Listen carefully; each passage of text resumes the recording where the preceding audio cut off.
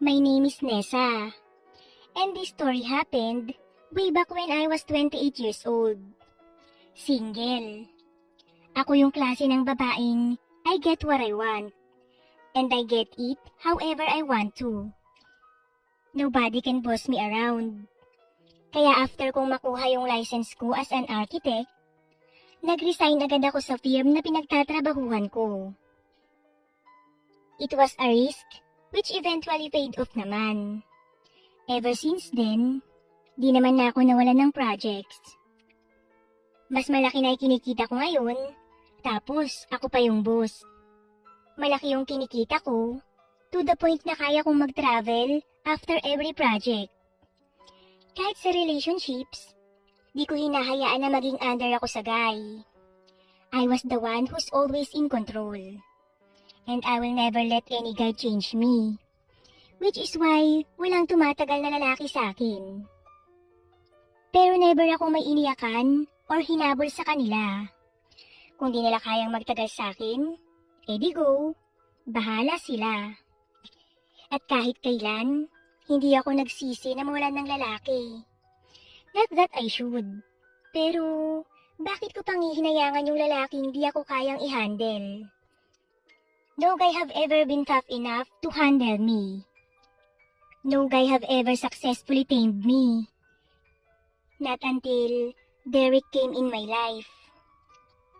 Nagkaroon ako ng isang project and dun ko siya nakilala.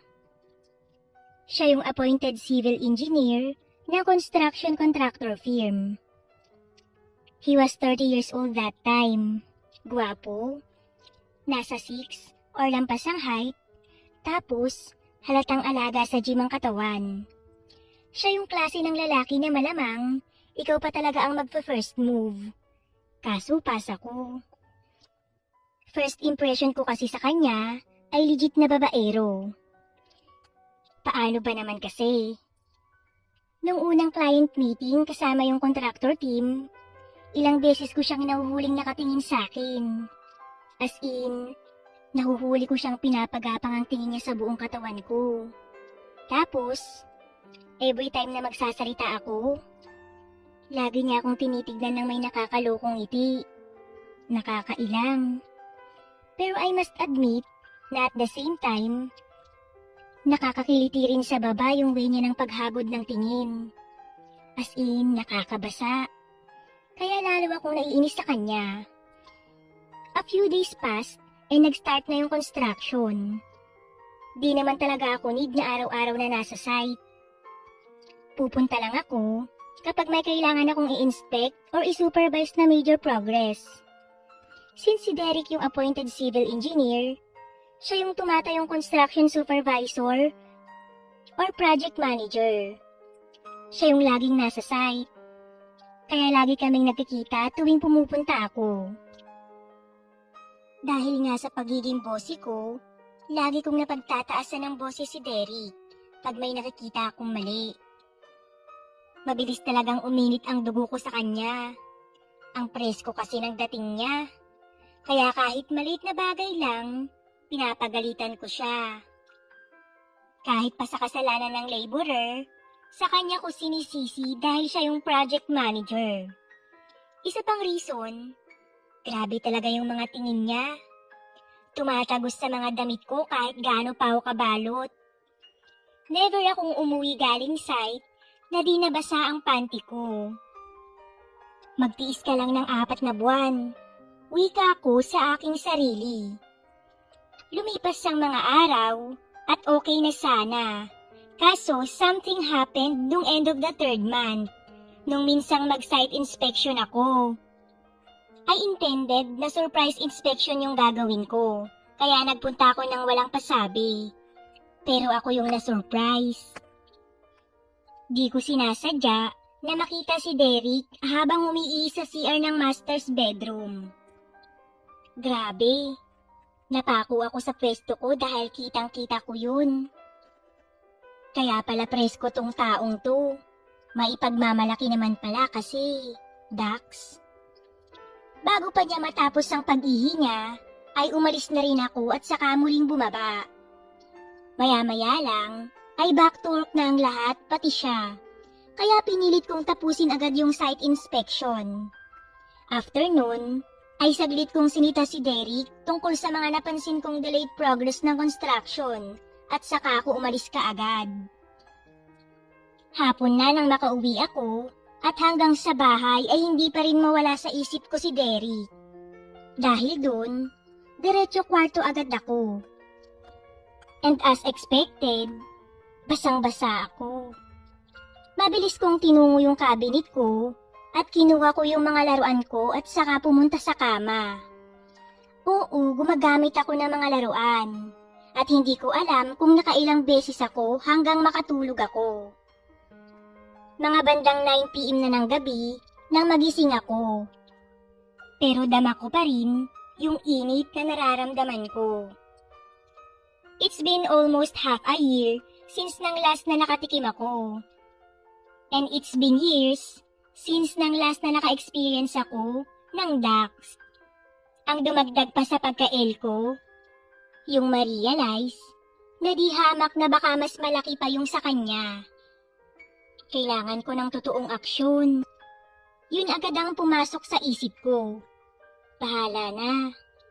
So naligo ako and nagbihis. I intended to go bar hopping at doon ay maghahanap ako ng pwede. Bago pa ako umalis ng bahay, kinuha ko pa ang isang box ng proteksyon sa cabinet ko and dilagay sa bag ko. Pagka-serve pa lang ng drinks ko, nag-selfie na agad ako. Post sa IG story ko. May mga nakipagkilala sa akin, kaso di kubit. Kaya reject, and wait lang muna ako. Everything was going according to plan. Then came the unexpected. Why drink alone? Said a familiar voice. Grabe, parang biglang na-excite yung baba. Bakit ngayon pa kung kailan nangangailangan ako? Gusto ko lang mag-unwind. Sagot ko, sabay lingon kay Derek na nakaupo na sa katabi kong bar stool. Eh ikaw? Gusto ko ring mag-unwind. Sagot niya. Nakaka-stress sa work eh. Lagi akong sinusungitan ng maganda naming architect. In fairness, napangiti ako ng sinabi niya. Maganda lang? Medyo pasungit kong sagot. Baka sungitan ako lalo pag sinabi kong sexy siya. Nilapag niya ang phone niya sa bar, malapit sa akin. Sinadya niyang makita kong nabukas yung Instagram and yung account ko yung naka-open. So, ini-stalk mo siya? Tanong ko. Medyo. Pag-amin niya sa akin. Chicks eh, bakit hindi? Of all places, bakit dito pa napili mo? Tanong ko muli, sabay inom ng drinks ko. Nakita ko yung post mo. Familiar sa akin yung background. Besides, masarap dito eh. Sagot niya. And masarap daw yung mga umiinom dito. Eh di maghanap ka para malaman mo. Pataray na sagot ko. Eh di maghanap ka para malaman mo. Pataray na sagot ko. Bakit pa? May masarap nang nasa harap ko eh. Preskong sagot niya. Ayan na naman. Nakiliti na naman yung baba. Hanip talaga. Are you talking about me? So inaamin mo ang masarap ka. Nakangising sagot niya. Hindi ako sumagot. Naku, nakuha niya ako dun ah. I played hard to get. Well, I'm sorry. It's something that you will never find out. Sagot ko. Saka siya lumapit at sumagot. Well, I guess di mo rin malalaman kung gaano kasarap yung nakita mo kanina. Nanlaki ang mga mata ko. Alam kong nakita mo kung anong meron ako. At alam ko na nag-enjoy ka sa nakita mo. Ang tagal mo ngang nanood eh. Halos hanggang matapos ako.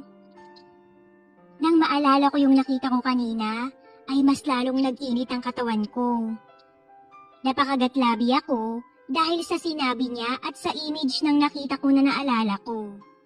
And that was all he needed. We left the bar together. Pagkapasok pa lang ng kotse niya, pinainit niya na agad ako. Saktong pagkatapos ko mag-seatbelt, ay bigla na lang niya akong sinunggaban.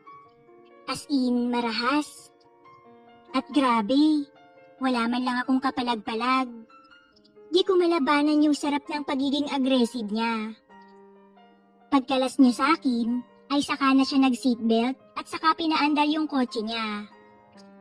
And he made sure na hindi mawawala yung init na nararamdaman ko habang nagdadrive siya. Kung di niya need galawin yung cambio, ay mananatili lang sa makinis kong hita yung kamay niya. Ang init nung kamay niya. Hindi ko tuloy maiwasang may mabasa. Grabe, Nessa. Basang-basa na. Kailan ka ba huling nakatikim at ganito ka kasabik? Mga 6 months na siguro. Sagot ko. Kaya siguro ang sungit mo sa akin kasi walang dumidilig sa'yo. Bago pa ako makasagot, ay gumitara na siya. Grabe, Nessa. Puro yata jokes yung pumapasok. Nakangising wika niya sa akin. Mababaliw na ata ako. Bakit ganito? Bakit lalo akong nata-turn on sa mga sinasabi niya? I bet, wala pang nagpahiyaw sa'yo. Humanda ka, Nessa, dahil bubusugin kita.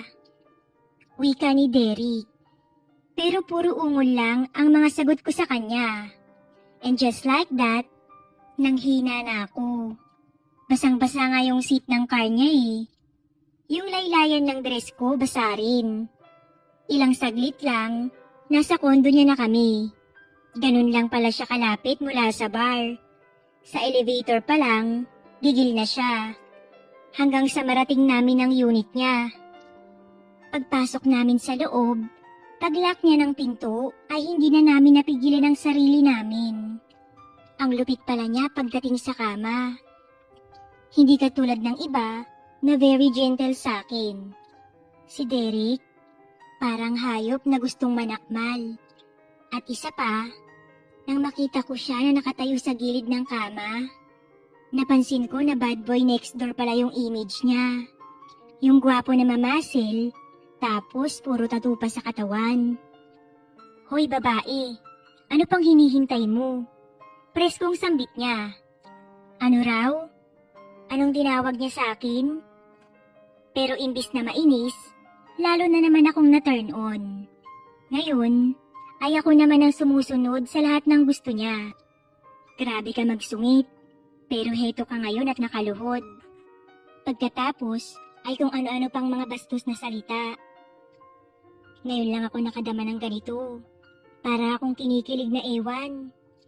Maya-maya lang, ay hindi na kami nakatiis at tuluyan na kaming nawala sa sarili. Sa kalagitnaan pa ng aksyon namin, nakita kong may biglang bumagsak at nang tingnan ko, yun yung proteksyon na suot ni Derek. Nanlaki yung mga mata ko. Derek, wag. Wika ko sa kanya. Baka mabuntis ka? Nakangising sagot niya. Sorry sa'yo, Nessa. Pero akin ka na ngayon. Di na kita pakakawalan. Marahas na wika ni Derek. Tuluyang gumuho ang lahat ng pagtutol ko sa sinabi niya. Ayokong mang aminin, pero kinilig ako doon. Hinayaan ko na lang si Derek sa gusto niyang gawin sa akin, hanggang sa matapos kami. Nang magkalas kami, ay nakatitig pa rin siya sa akin. Para akong bagong kasal na babae. As in nakangiting tinititigan ko lang yung gwapo niyang mukha. Akin ka na mula ngayon. Pabulong na deklara niya. Kahit ilang beses mo pa akong sungitan, Nessa, akin ka na mula ngayon. Ewan, pero kinilig ako sa sinabi niya kaya napangiti lang ako. Opo, malambing na sagot ko. Sayong-sayo na po. Hindi ko akalain na kusa akong nalagyan ng po yung sagot ko. I hate it. Napaamo niya ako dahil sa kama. Maya-maya, ay naghamon ulit si Derek ng round 2. Napatango na lang ako habang nakakagatlabi. After that, nakatulog na kami. Aaminin ko na namiss kong makatulog ng maayos habang may nakayakap na lalaki. Tapos possessive ng dating ng yakap niya. Nakakakilig na ewan. Madaling araw nang magising ako. Ay hindi, ginising pala ako ni Derek. Balak na naman kasi niyang umisa. So nauwi na naman kami doon hanggang makatulog ulit. Mga 10:30 AM before lunch nang magising kami. Naligo muna ako pero dahil wala akong pampalit, pinahiram niya ako ng hoodie na naging oversize sa akin. In fairness, ipinagluto niya ako ng lunch which we ate together bago niya ako hinatid pa uwi. Ginamit niya ulit yung charms niya bago pa ako makababa ng car niya. Bago ko pa makalas yung seatbelt ko, bigla niya akong sinunggaban. Mabilis na nawala yung depensa ko kaya napaganti na lang ako sa kanya. Isa pa, Nessa. Sa ibabaw naman ng kama mo. Bulong niya sa tenga ko. So yes, nagtampisaw kami overnight. Grabe talaga tong lalaking to. 2 sunod na overnight akong napapayag na maging kanya. Buti na lang, a few days after that ay dinatnan ako. After that, naging maayos na ang pakikitungo ko kay Derek. Hindi naman palagi dahil baka makatunog yung mga tao sa paligid namin. Pero what's funny and good thing about it is every time na masusungitan ko siya, magpapakita siya sa harap ng pintuan ko pagkatapos ng trabaho. At pagkatapos ay magtatampisaw kami overnight. Kaya minsan, sinasadya kong sungitan siya, lalo na pag miss na miss ko na siya. Nang matapos na ang project namin, we formally started going out on dates. Then after a few weeks, we made it official. Since naging habit ko na mag-travel as reward to myself after a successful project, nag-siargaw ako with Derek after naming gawing official ang relationship namin. Grabe siya. Dahil sa swimsuit ko, takaw tingin ako sa ibang guys. And dahil sa selos, gigil na gigil sa akin si Derek pagdating ng gabi at nag-enjoy ako ng sobra. After a year, he proposed and I said yes. About 2 months after ng engagement namin nang pumutok ang pandemic, so medyo naglesen ang projects. To make it practical, we agreed to live in since engaged naman na kami. We chose his condo since maganda yung acoustic soundproofing ng unit niya. We can go all out nang hindi kami narereklamo. Di naman perfect ang relationship namin, except sa natural na nasusungitan ko siya. May mga arguments din kami minsan. Pero lagi kaming nagkakaayos sa pamamagitan ng matinding bakbakan.